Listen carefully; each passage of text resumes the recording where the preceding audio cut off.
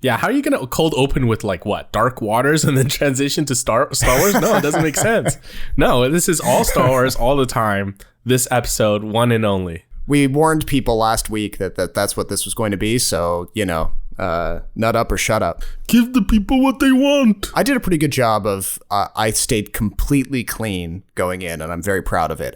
I stayed completely clean. So you came out just drenched with like what? We'll get into that. I did a pretty good job too. You did too? Okay. Because I set up a whole list of muted words on Twitter, so I wasn't seeing any hashtags while I was using Twitter. You can do that? Yeah. It didn't always work because, people were very inventive in coming up with other variations of the hashtag. And I was seeing like things like, Rotten Tomatoes posted a score, but I didn't look at the score, or I was scrolling really quickly past individual tweets. So did you know? I didn't know anything about the movie going into it at all, other than the trailer. You know that the reviews were bad going in? No, I knew nothing. Oh, okay. Yeah. Okay. I knew the reviews were not bad, but like not very good going in. Okay. Yeah. So that was the only thing that I knew. I did a pretty good job too. I pretty much killed everyone who attempted to spoil the movie. Good. Okay. I stayed away from technology for 5 days. Yeah. Yeah. It was a bit of a struggle, and especially when, the critic screenings happen and people are starting to talk about it, reviews are coming out. But yeah, so let's do our intro and then come in and we'll do spoiler-free talk for a bit, and then we'll get into the spoiler talk. Okay.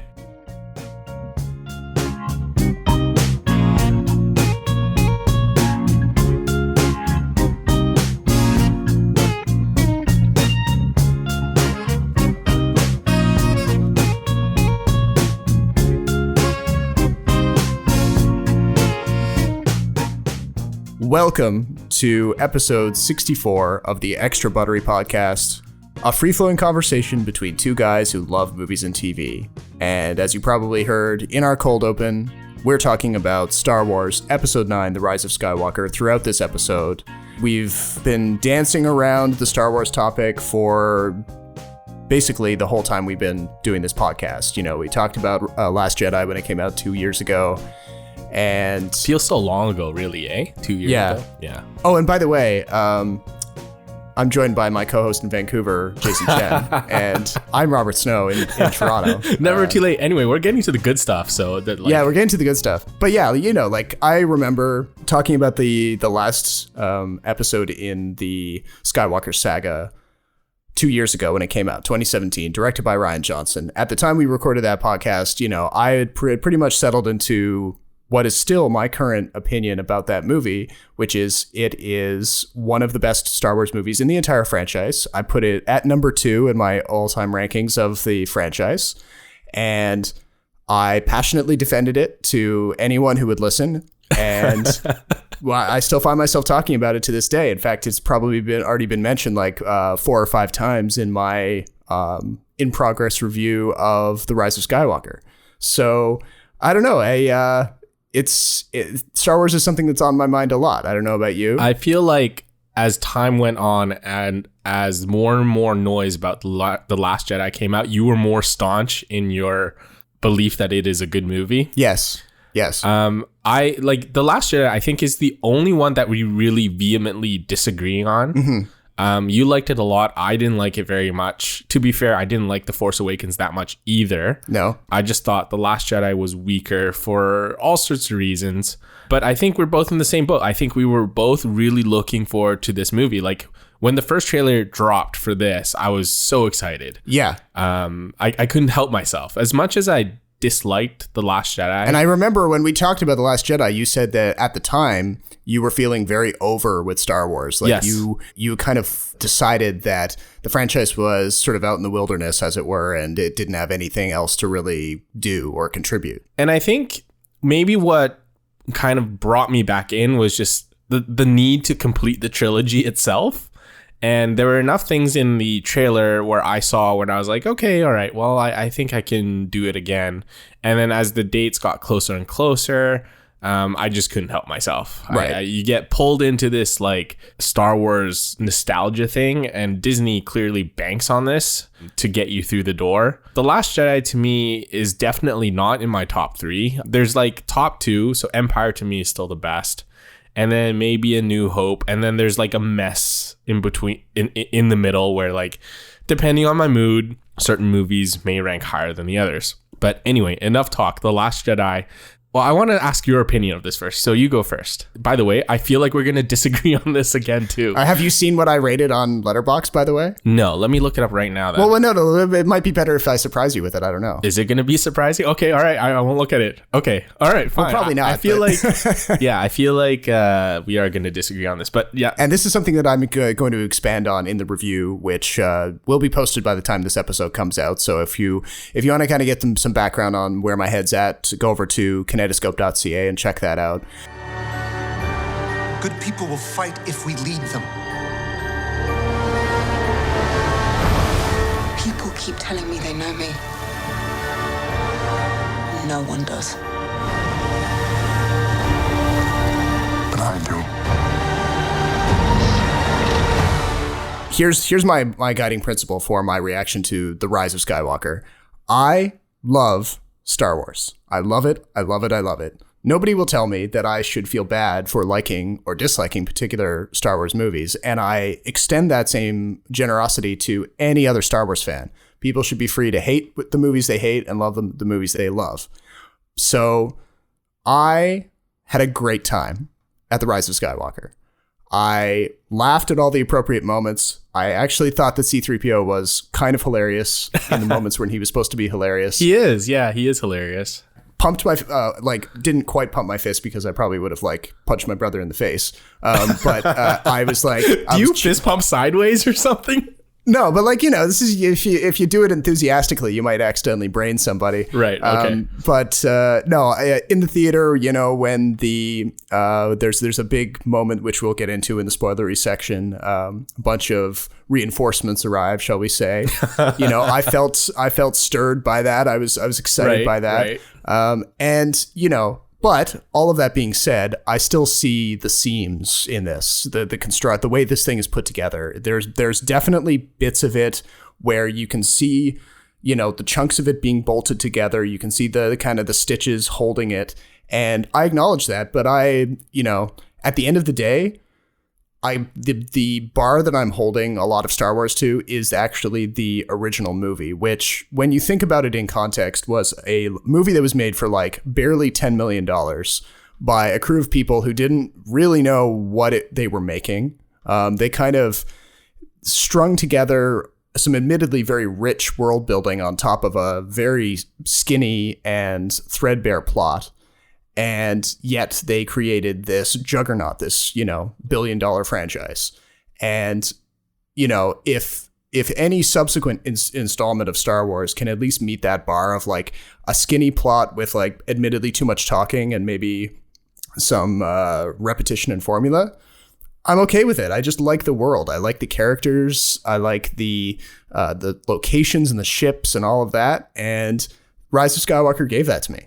Okay. All right. That is surprising because I fully expected you not to like it, actually. Really? Okay. Yeah. So just only because I felt in the minority in disliking The Last Jedi. Yes. Yeah. There's a dichotomy there where I've seen people, it kind of flip-flops between the critics who love The Last Jedi. Exactly. Either are middling or dislike this one, and then it flops the other way for the hardcore fans who hated The Last Jedi but were looking for something like this. Yeah, which is a kind of a weird kind of relationship, but we can get to that later. But I completely agree with you. I really enjoyed this more than The Last Jedi. I thought it was entertaining. Mm-hmm. I thought there were some real laughable moments. Yeah. And moments that were genuinely funny. And I have a lot of bones to nitpick, and I could do that all day. Oh, yeah. But at the same time, this film went through so many highs and lows for me. As you said, the final battle, I really felt it. The relationship between Kylo Ren and Rey, I really liked what they did with it. I thought the production value was fantastic. People were kind of trashing the pacing a little bit, but I really enjoyed it because it didn't feel like a 3-hour movie or 2.5 hour. A movie like this really needs to move at a breakneck pace, and I think they handled it quite well. The only questions I have are kind of the same criticisms I had with The Force Awakens and The Last Jedi, in that I think parts of The Rise of Skywalker were very derivative, very unoriginal, And there were parts about the lore of Star Wars where it made me question if it was the right direction to go to. Right. And it really made me wonder how much value we should put in the original trilogy that sets up this world, because so many of the things that we know from the previous trilogies, the prequel and the original, kind of get shot down in this one. But generally, I'm fine with it. I think a filmmaker and director should have free reign to take where they believe the character should go. Whether we disagree with it or not is an entirely different story.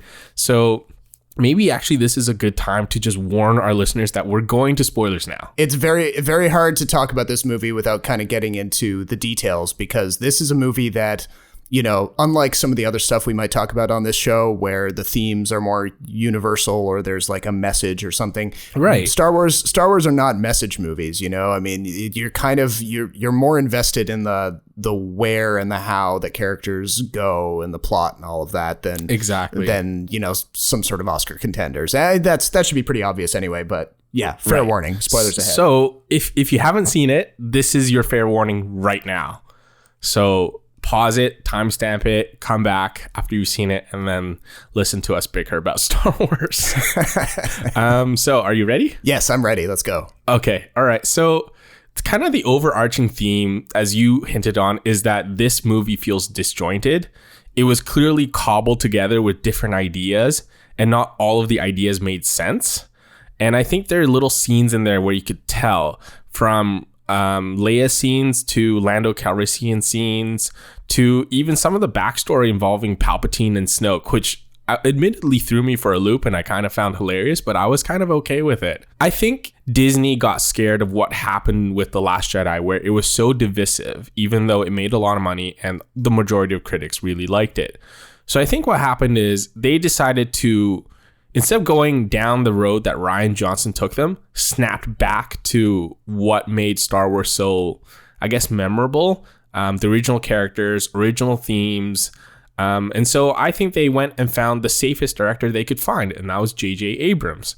I think Abrams is a fine director, but I do think if you're looking for something original, if you're looking for something that's more risky, more willing to expound on ideas, new ideas, I don't think Abrams is your guy, which makes him perfect for this movie, because this is a movie about the Skywalkers. Yeah, I actually, on the Abrams point, I totally agree, because he, you know, it's hard to pin down what Abrams' style is, other than he's a very talented remix artist. Lens flare. Well, yeah, lens flare in the Star Trek movies. We didn't see that many in this. I was kind of looking for it, but we didn't get much lens flare, if at all. Yeah, but he didn't do too much lens flare in Force Awakens, though. People were ragging on him before that movie came out. They said, "Oh, it's gonna be just like the original Star Trek reboot, and it's just gonna be really obnoxious." There were some lens flare. Well, maybe here and there, but no, but he, like, his whole thing is like being a very talented remix artist, where he can, just like he did with Star Trek, he can take in a lot of the core things that people recognize as like that's Star Wars or that's Star Trek, or in the case of Super 8, where he kind of made a love letter to Spielbergian Stranger Things style, like kids discovering supernatural stuff like that.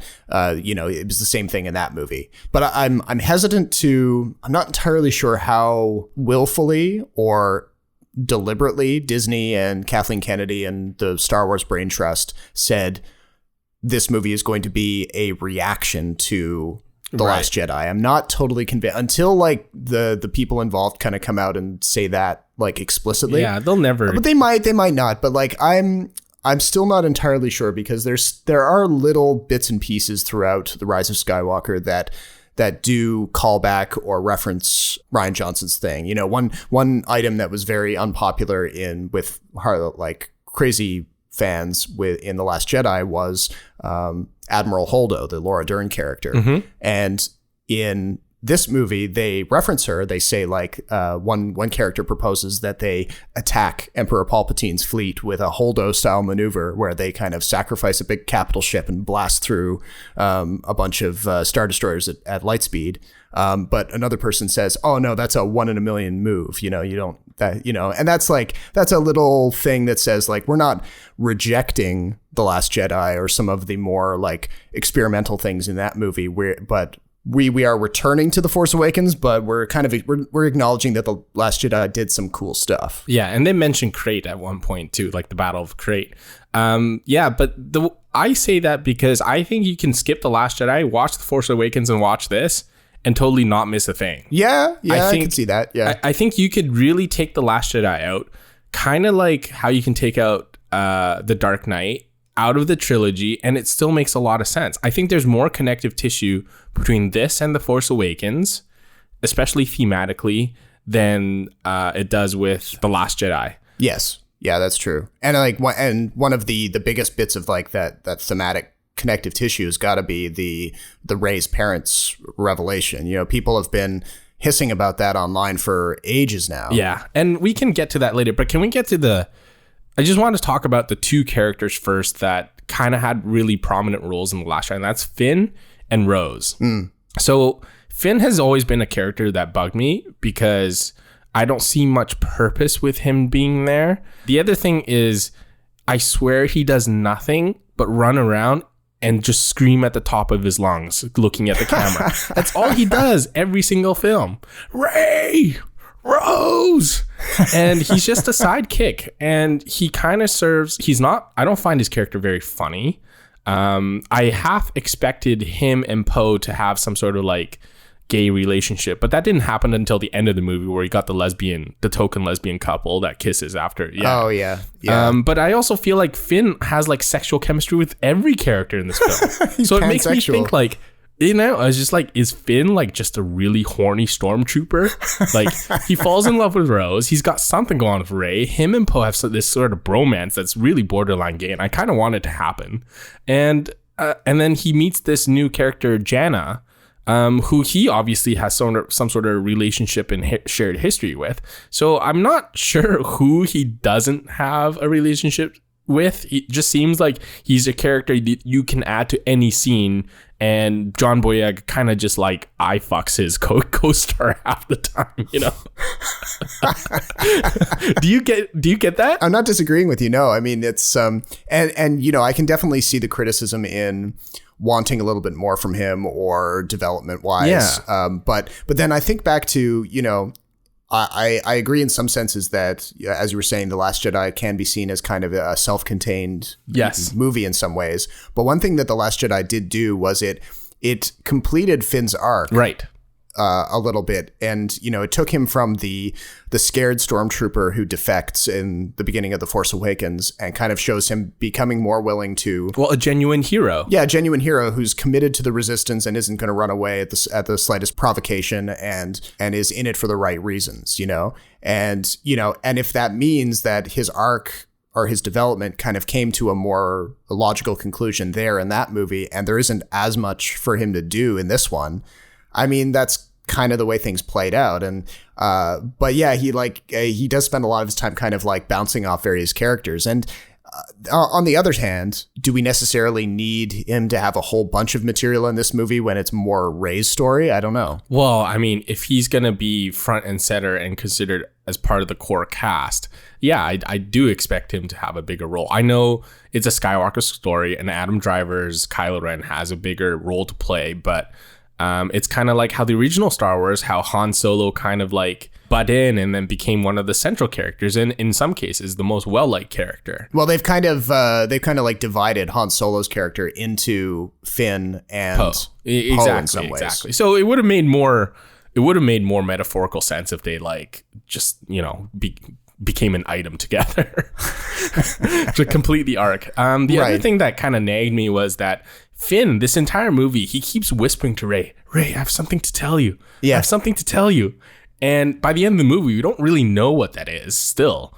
It's kind of one of those like MacGuffin throwaway things that kind of keeps you interested, but at the end, it doesn't really matter. And I think at a later press conference, Abrams said that what Finn was trying to tell Rey was that he is Force sensitive. Yeah, that's the most logical thing. Yeah. Yeah, and I'm kind of glad he didn't say that because I think I would have found it hilarious. But again, I don't really understand why that's there or what it adds. What did you think of that whole I think thing? it's something that I'm going to have to watch the movie again to really decide how I feel about that.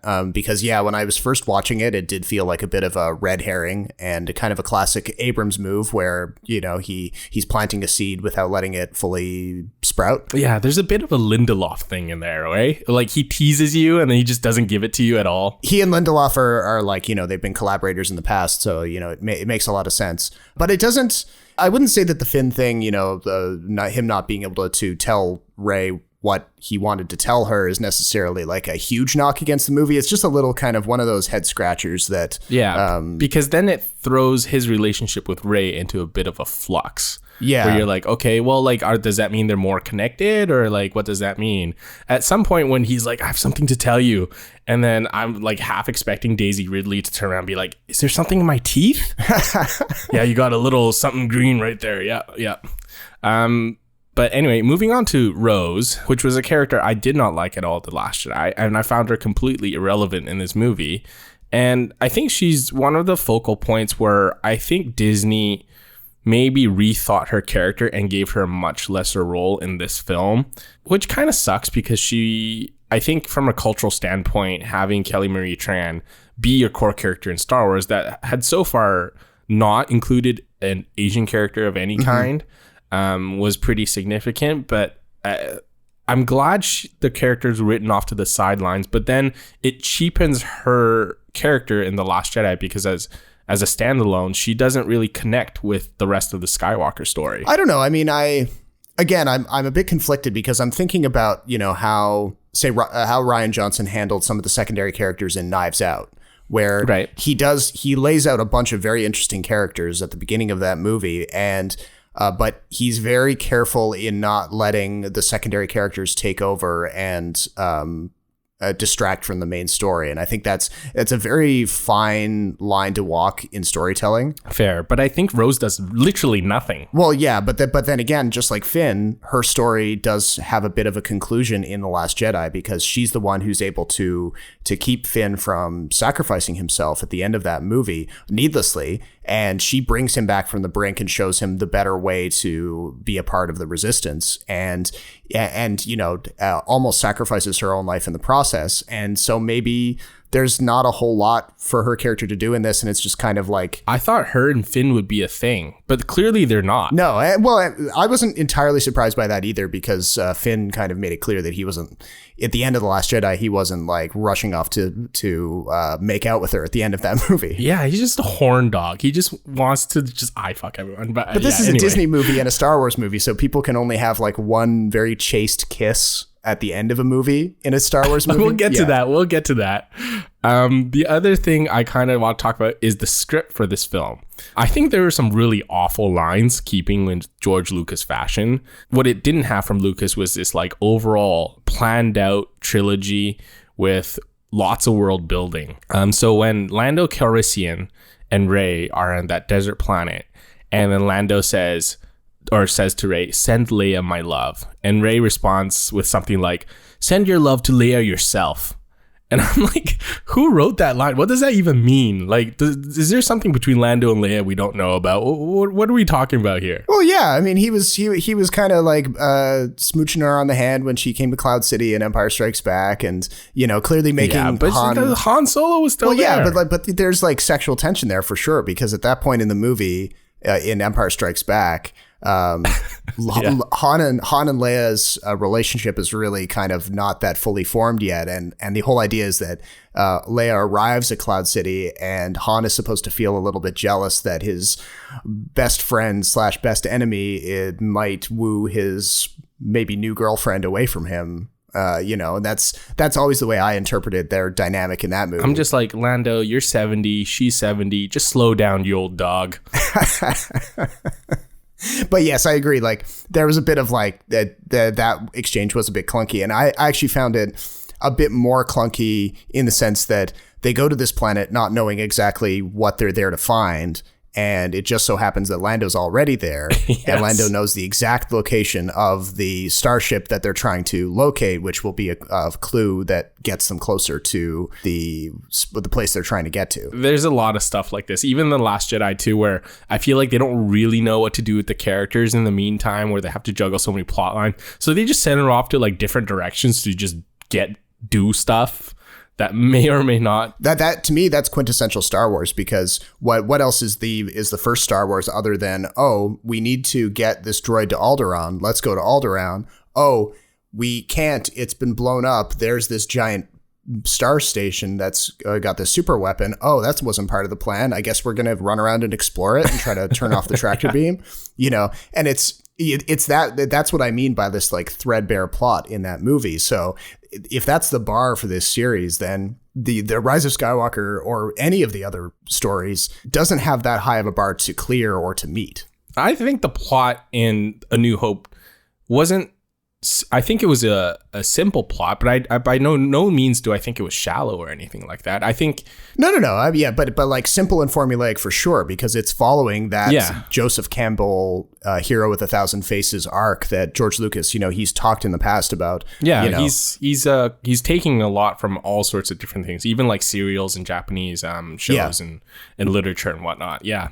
The other thing is at the very beginning of the movie, they talk about Palpatine returning, and that was teased out in the trailer. And in the opening moments, I think he just kind of discredits Snoke, and he's like, I literally made Snoke. Yeah, and you see like bits of Snoke floating in a cloning jar or something. Exactly. And he's like, what did you think? I plotted this whole thing all along, Rey. What was your take on that? I thought it was a little cheap, but kind of funny, because it was funny to see like Snoke just kind of like floating around in a tank. I was fine with it, and I'll tell you why, because I have the benefit of the extended universe stuff to call on, and not that I read every novel or read every comic, but it's not canon anymore. Well, I know, but they are still picking and choosing from that non-canon stuff to influence where they go with both the movies and all the other properties, the TV shows and everything. So they're kind of they have this whole like archive of stuff to draw on, and this whole thing with Palpatine coming back is that fueled a whole series of novels back in the day. And they actually, in some ways, by doing it this way, even though, yes, on the face of it, it does feel a bit convenient, and it will totally piss off all the people who were lured in by the mystery of Snoke in The Force Awakens, and then were upset that he was so easily dispatched in The Last Jedi. This is very much in tune with the rest of Star Wars, in my opinion, because Palpatine was always a bigger enemy than just the version of him that we see in those first three movies. Yeah, he was always that omniscient. Yeah, threat. And he was just more than that one person. In the novels, he literally cloned himself multiple times and was only ever finally defeated in what I feel was like a much more hokey sequence where they came across this fallen Jedi who was like a spirit who had got himself a new robot body, and he got into a final clash with Palpatine's final clone and was able to absorb Palpatine's Force Ghost into his robot body, killing himself in the process, but finally getting rid of Palpatine for good. Didn't Darth Maul go through the same thing where he was like reborn as a cyborg of some sort? Yeah, they did that, and that's still canon because that happened in one of the animated shows recently. Well, he shows up in Rogue One too, right? In that robot form. Yeah, and but this was like an even weirder kind of thing where you had like this fallen Jedi character who had never existed in any of the movies and had been created just for the purposes of that novel or comic, and then kind of he was the one who got rid of Palpatine finally, and not any of the characters that we had grown to love. So it was a bit of an odd choice, and so by bringing Palpatine in this way, they kind of do the best possible execution of that remaining material, I think. I also wanted to touch base with what I thought was one of like a point. There's a point in the movie where I'm like, okay, I'm ready for this because it's going to do something new and different. And that was the part where Kylo and Rey are on that desert planet and they're trying to escape. And she all of a sudden, within this struggle, accidentally uses Force Lightning, which is considered a Sith skill, and ends up, or she believes, ends up killing Chewie. And so one of the things about this movie is that it lacks conviction. I think there's no less than like 3 or 4 characters who at some point are dead or mortally wounded and then brought back to life. And it's kind of a fake out situation. Yeah, I agree with that. Yeah, I hated it. I didn't think it was good. But when the moment that I thought Chewie died, I thought that the movie was going to turn for the better. Because I think a lot of people are asking like, oh, this Star Wars isn't as dark as Empire or Attack of the Clones or whatever.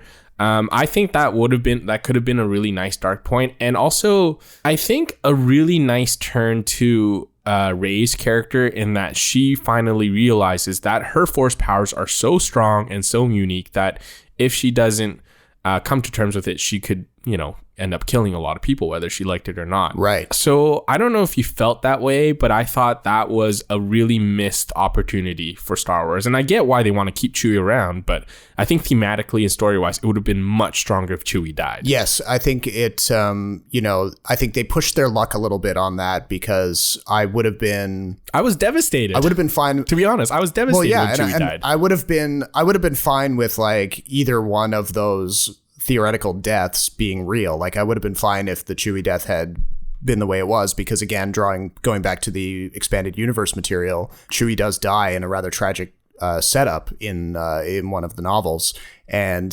the characters have to kind of grapple with that, and it's an important moment for the characters. So if they had managed to commit to either like Chewie actually being dead, or if they had committed to the other big fake out death, which where Rey mortally wounds Kylo Ren in their duel on the Endor moon, but then uses her healing power to save him. Either one of those deaths should have stuck, in my opinion, to make it a better overall film. I completely agree with you. The other thing that kind of bugged me was General Hux. Domhnall Gleeson has always been like a serious actor, so when he does a turn like Hux, where he was basically comic relief in The Last Jedi, super campy and over the top, exactly, and I think they kind of did him away in a character that's really befitting of him, where he's just like shoved to the side.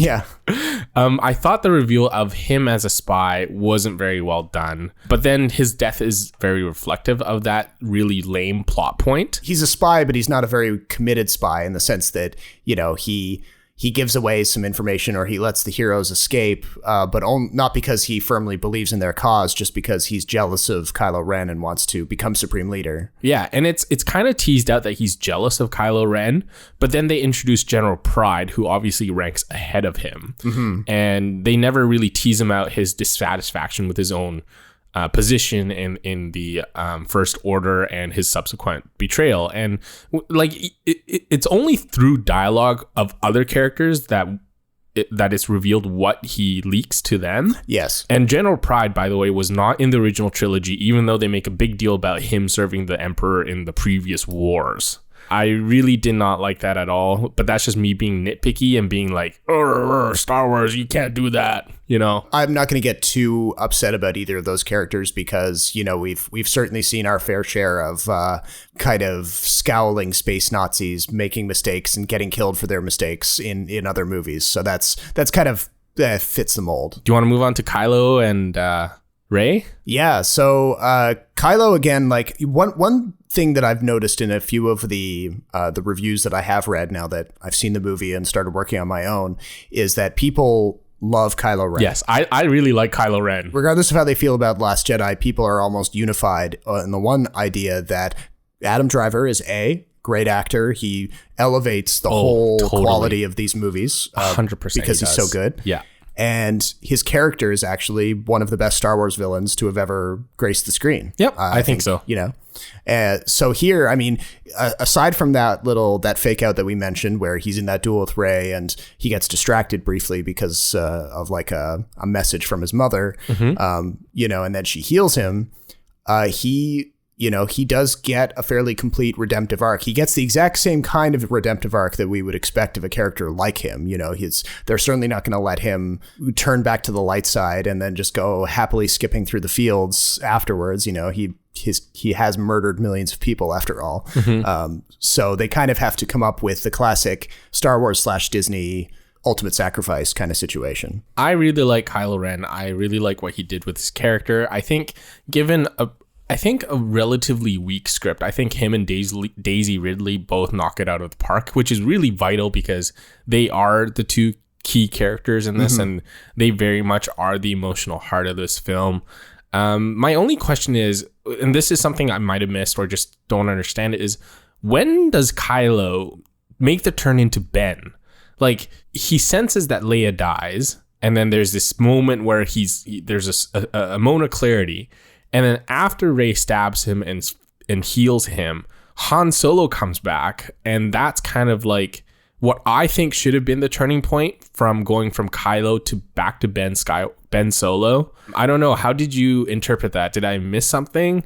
I wasn't sure what exactly made Kylo Ren turn, because for the second half of the movie, he doesn't really say anything. If I had to put my finger on it now without having seen it a second time, I would say it's the act of Rey healing him with her power. Right. Okay. Because I think he gets into this really heated duel, and actually that duel is fairly awesome to watch. It's awesome. The production value is awesome. The fact that they, the location adds so much to it, plus the fact that they get towards the end of it and you can see the two characters, and by extension the actors, getting visibly tired with whacking each other with these lightsabers constantly. They just don't have any more flippy, show-offy kind of moves to do anymore. They're tiring towards the end of it. And in spite of all this, Rey gets really angry and takes advantage of Kylo being distracted and mortally wounds him. But when she could have let him die, she kind of comes back to herself, despite what Kylo knows about her at that point, in that, she is the granddaughter of Emperor Palpatine and has this ultimate power.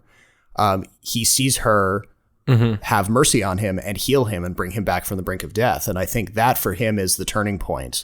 And then he's kind of like pushed further down the cliff, essentially, by the appearance of that memory version of Han Solo, where he's kind of he's reminded of the goodness of people. When that happened, I started thinking about the title, about the Rise of Skywalker, and I wonder if in some ways it meant that Ben Solo had become like Skywalker-esque in sort of his hero's journey. Yeah. And becoming a Jedi. Yeah. I think it can refer to both him and Rey, because Rey literally takes the name in the final scene of the movie. But, Ben definitely reclaims his family name in many ways. And of course, the movie goes to great pains to present the two of them as this dyad in the Force, this duo of people who are joined and have this incredible power. Yeah, because in the final scene, Rey uses Leia's lightsaber and he uses Luke's. Yeah. And that's how they defeat Palpatine. And since you've mentioned Rey already, I think there's a lot to unpack with Rey. I was kind of half right, because we don't, at the end of the movie, we're not sure what happens with the new Jedi Order. We assume that she is the only Jedi Master left and that she would restart this whole thing. Her taking the Skywalker name, I think, is a good workaround of answering questions about her lineage. I think far more so than her being the granddaughter of Palpatine, which to me was just kind of weird. First of all, I want to meet this woman who finds Emperor Palpatine palatable. Well, you're assuming that someone did find him palatable. He didn't artificially inseminate some poor woman that he kidnapped or something. Well, the other thing is too, did he go through the same thing as Anakin Skywalker's mom, where it was an immaculate conception? What's his midi-chlorian count? Does he have one?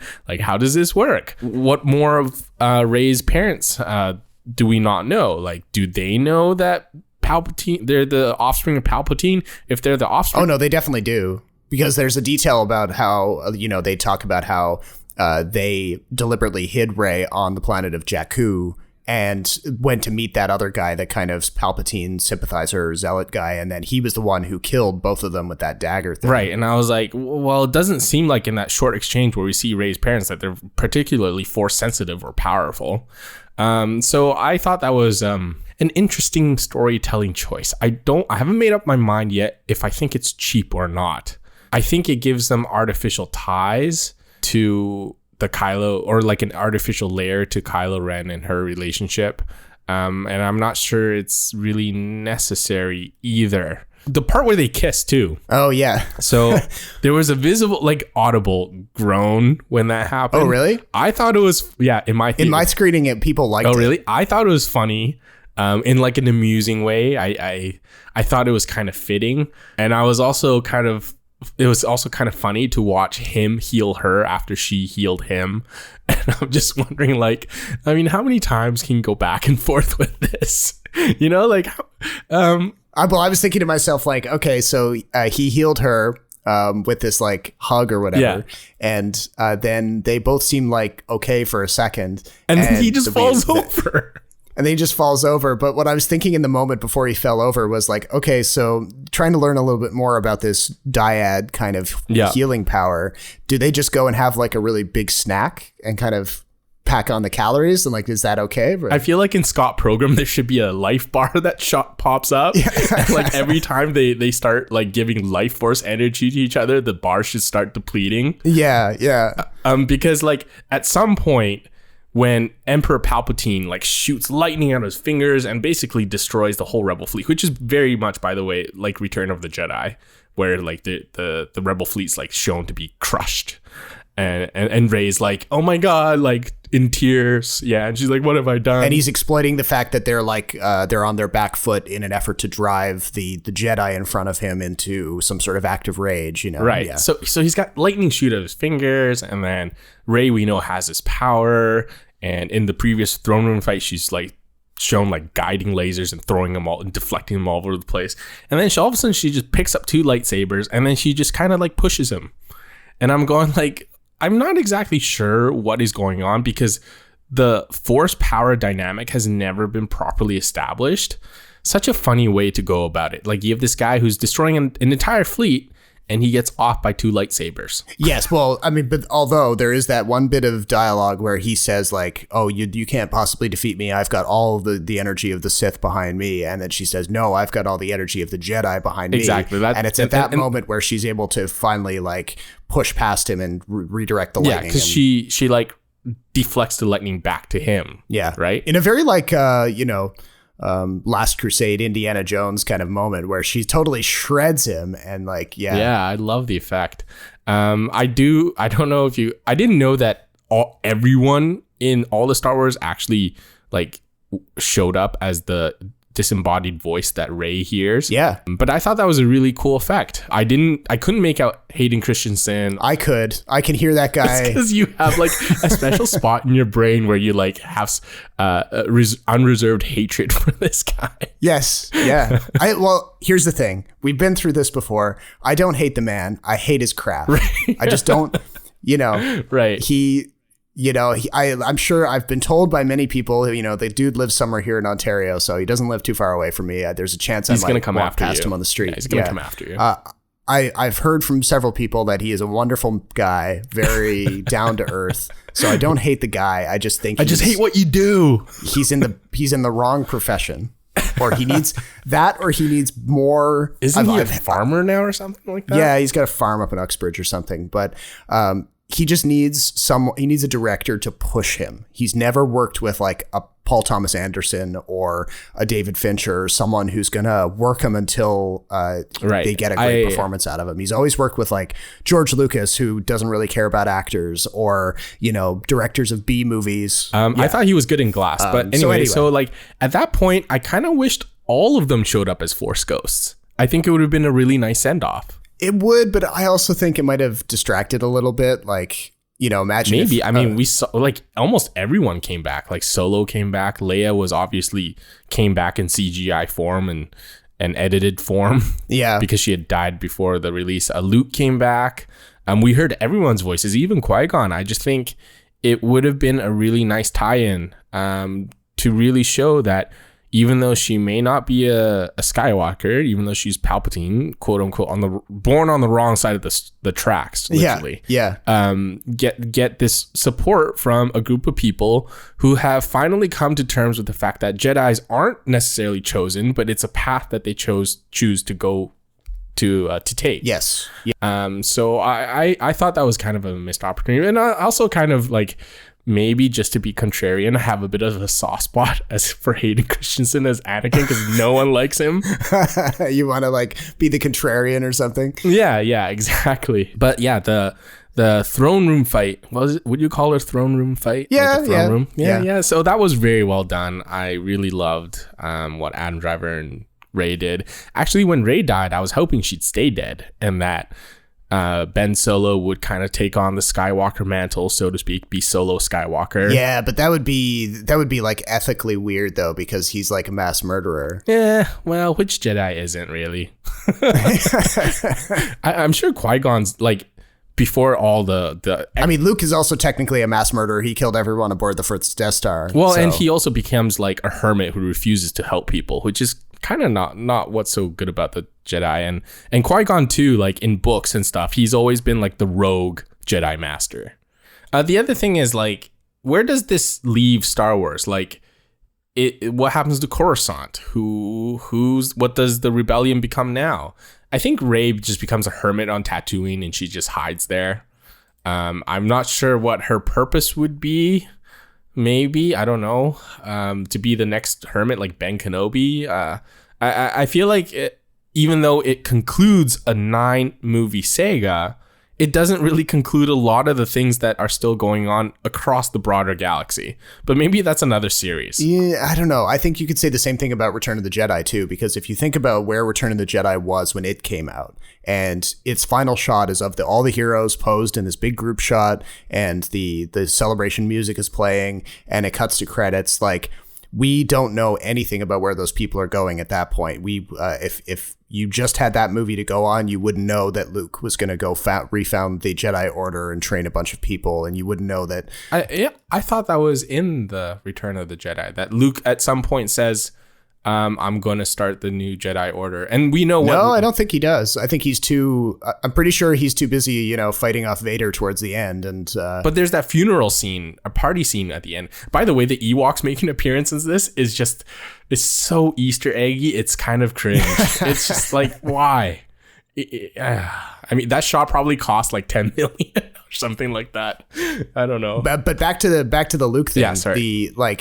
I'm pretty sure there's no bit of dialogue towards the end of that movie where he says he's going to refound the Jedi Order. I think he's obsessed with putting an end to Vader and Palpatine and all of that. And then he has the funeral for Vader at the end, but he doesn't say anything. He looks off camera to where the Force ghosts, his father and Obi-Wan and Yoda are sitting, but there's no dialogue or anything. Really? So I think I might have remembered wrong, but it's strongly implied though that he does go off and become the new Jedi Master. Sure. So then for me, I'm like, I look at the Rise of Skywalker and I sort of see Rey's scene at the end as being similar, where she's not necessarily going to stay on Tatooine. She might go off to a different planet. What about the rebellion? Like at the end of the Return of the Jedi, Leia's the leader. She is Princess Leia. She is the leader.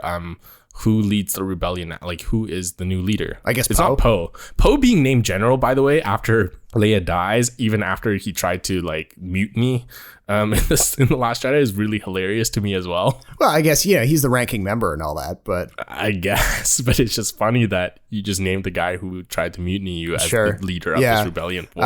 I don't know. I mean, I think they're pretty wide open in what they can do, and I think that's probably what Lucasfilm and the Star Wars Brain Trust are most excited by, because a break, a break, yeah, but like they can kind of go off now, and they can take whatever direction they want. The 3 movies that Rian Johnson is developing, the movie that Kevin Feige is developing, all of the stuff on Disney Plus, the Obi-Wan show, The Mandalorian.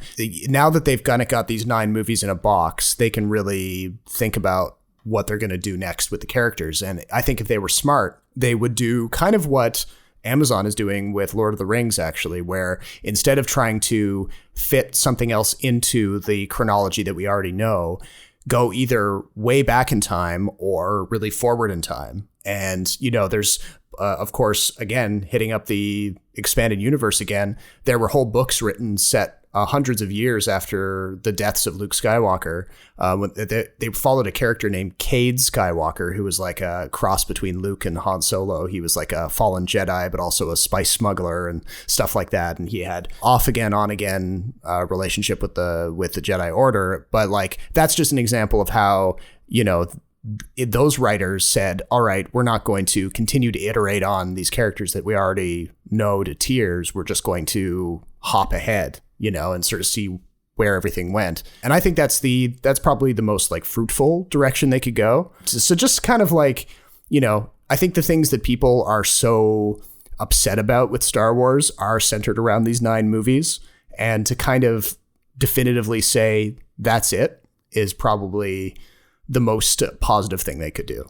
What was your favorite part seeing character in this film? Well, favorite character is Rey. She's so good. One of my favorite moments is her igniting her lightsaber, her own lightsaber, even though it's at the very end of the movie. Oh, the yellow one? Yeah, I was like, yeah. Is that a double-bladed one? Could be. It's, Because they tease that when she's like teasing at her as a Sith. Yeah. And she's got that double-bladed lightsaber. And I feel like she has the same thing here because she's trained with a staff, so yeah, it only makes sense. Yeah, so I mean, if that's what it is, I mean, like, yeah, I love that. I loved the throne room sequence, team up with Ben. You know what I love the most? What? The Force connection between Rey and Kylo Ren, and how they can like, kind of like transport objects to each other, even though they're like vastly different places. There's a part in the end where she's got one lightsaber and then she holds it behind her head, and then it suddenly shows up in Kylo Ren's hand and he fucks up the nicer Ren. I love the banter between Poe and Finn. You know, they had some good moments, some good back and forth. The light speed skipping and the Falcon was kind of funny. Yeah, the Bubba Frick, the droid. The droid smith. The droid smith. He was hilarious. Yeah. He is by far the best addition. Also, speaking of kind of going back, Leia, did you find that she was kind of lit differently and looked really fuzzy in her scenes? Yes. There was kind of like a halo of like blurriness or something around her. Yeah. They were really, I think they were kind of at their maximum CGI powers, essentially. They kind of like they were really trying hard to take little fragments of what she'd already recorded to fit it in. And yeah, it was obvious though that her scenes were filmed elsewhere or at another time, and that she in a different context, and they had spliced her in. I mean, they could have been worse. It could have, they could have gone the Rogue One route where they totally recreated her, and they did recreate her face in a similar way, a younger version of her in that flashback scene. But I love the scene with the old Red 5 X-Wing being brought out of the water. Oh, yeah. That was very much Yoda-like. I love that because the X-Wing to me is my favorite Star Wars like vehicle. Yes. So that was super nostalgic. I giggled a little bit when Poe asks Kerry Russell's character, right, before they leave that snowy planet, he's like, "Can I kiss you?" And she's like, "No." And then at the end, when he finally gets back to the Resistance planet, he kind of does a little head nod. He's like, "Can we like go in the corner and make out?" And she's like, "No." And I was like, the whole time I was thinking, oh, like what a hero of like 2019, where Poe is asking a woman for consent before he kisses her. Like, see, that's the reason he's such why a woke. I know, that's why I thought like Poe and Finn would make out at some point, because clearly like he has no love interest other than Finn. Yeah, maybe he's bi. I mean, who knows? But also there was I don't know if you caught it, but Janna, the other deserter stormtrooper, is supposed to be Lando Calrissian's kid. Yeah, there's some sort of hint at it. It's because the last line he delivers is super creepy. It is a little bit. It's without that context. He's like, "Why don't I show you who I am? Hey, pretty lady." Yeah, exactly. Yeah, like why was that scene in there anyway? There's a lot of things in there where I'm wondering if we could have shaved off 20 minutes. Maybe. No, so I think like overall, I'm settling around 4 out of 5 on this one. Okay, I actually just looked up your Letterboxd score. So I came in at 3.5, as usual, half star below you. I wouldn't say it's a perfect movie. I wouldn't say it's a particularly strong Star Wars movie. I had a good time though, and honestly, like given the amount of vitriol and the amount of debate and the amount of like fanboy versus, I don't know what you want to call it, critical acclaim or something like that. Just the amount of like negative energy out there. I actually really enjoyed this film, and I'm glad it's ended. Yeah, I'm glad it's... I'm kind of glad that there's no episode 10, 11, 12, although we might get one in 20 years. Who knows? Yeah, and, well, we're certainly going to get Rian Johnson's movies. We're going to get Kevin Feige's movies, and, it'll never end, but, maybe this piece of it, that this initial chunk, which has been so kind of full of baggage and all that stuff, maybe that is done now, and we can kind of see where the franchise goes from here. But, yeah. So... head on over to kinetoscope.ca where you'll find my full review of this movie. Of course, all the other stuff that we're going to be covering throughout the rest of this month and into the new year, Oscar contenders, maybe some junkier stuff, covering, of course, the various things coming out on streaming platforms like Amazon Prime and Netflix. So keep your eyes open for that. And of course, hit us up on Twitter at JRobertSnow or at JasonChen16 if you think we're totally crazy and you're one of those very partisan fans who... Give me all your hate. I welcome it. We will go toe-to-toe with you and take apart your arguments. Well, just on kind of another note, it's late December. We're just recording this a couple days before the holidays. So happy holidays to everyone who's listening. Exactly. Happy holidays to you, Robert. Hope you had a good time. Yeah, happy holidays to you. Yeah. And looking forward to another season of the Extra Buttery podcast in the new year. Yes. As always, we've got cool things planned and, I keep trying to build up this show. We will argue a bit more. We will disagree. We will agree more. We will have all sorts of topics. And this was our special Star Wars episode on the Rise of Skywalker, completing the 9-film trilogy that started 42 years ago. 42. And so, coming to you from Vancouver, my name is Jason Chen. And coming to you from Toronto, my name is Robert Snow. Thanks again for listening to another season of the Extra Buttery podcast. We look forward to talking to you again in 2020.